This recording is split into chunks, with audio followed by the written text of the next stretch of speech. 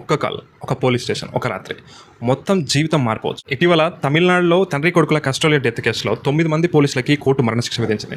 ఈ వార్త మనందరికీ తెలిసిందే. కానీ ఇప్పుడు నేను ఈరోజు ఆ కేసు గురించి మాట్లాడడానికి రాదు, ఈ వ్యవస్థ గురించి మాట్లాడాలనుకుంటున్నాను. మన తాతల కాలం నుంచి ఒక మాట వింటూ పెరిగినాము, పోలీసులు అంటే భయం. ఇప్పటికీ అదే భయం మన అందరిలో పడకూడదు. ఒకసారి నిజంగా ఆలోచించండి, మీకు కనుక ఒక పోస్ట్ ఆఫీస్ నుంచి ఒక పోలీస్ స్టేషన్ నుంచి కాల్ వస్తే రెండింటికి ఒకటేలాగా రియాక్ట్ అవుతారా? కాదు. ఎందుకు?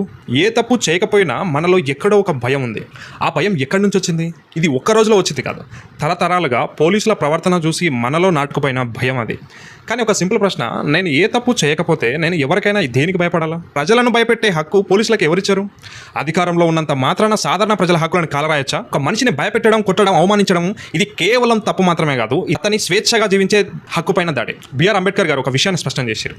How ever good a constitution may be, if those who are implementing it are not good, it will prove to be bad అని. అంటే ఎంత గొప్ప రాజ్యాంగం ఉన్నా దాన్ని అమలు చేసే వాళ్ళు మంచి వాళ్ళు కాకపోతే ఆ రాజ్యాంగం పనికిరాని కాగితం అవుతుంది అన్నాడు. ఈ అధికార దుర్వినియోగం ఎప్పుడు ఎవరిపైన జరుగుతుంది? పేదలపైన. ఎందుకంటే వాళ్ళ దగ్గర పైసలు లేవు, పరపతి లేదు, వాళ్ళకి పోరాడే శక్తి లేదు. ఏం చేసినా కూడా మమ్మల్ని ఎవడు అడుగుతాడనే ధైర్యం వాళ్ళకి ఎక్కడి నుంచి వస్తుంది? పోలీసులని నిజానికి ఎవరు మానిటర్ చేస్తున్నారు? ఎందుకు అకౌంటబిలిటీ ఎప్పుడు కూడా మరణాల తర్వాతనే వస్తుంది? ప్రతి సంవత్సరం కూడా దేశంలో 150కి పైగా కస్టోడియల్ డెత్ జరుగుతున్నాయి. మార్పు ఎప్పుడు వస్తుంది మరి? నాకు కొన్నిసార్లు అనిపిస్తుంటుంది, మనల్ని ఫ్యాన్ వార్స్ అని, ఐపీఎల్ అని, బిగ్ బాస్ అని బిజీగా ఉంచి రాజ్యాంగం నుంచి దూరంగా చేసే ప్రయత్నం ఎవరైనా చేస్తున్నారని.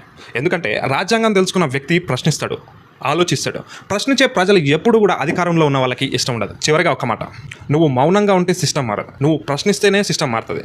నువ్వు ప్రశ్నిస్తేనే అప్పుడు మార్పు మొదలవుతుంది. ఇప్పుడు నిర్ణయం నీది.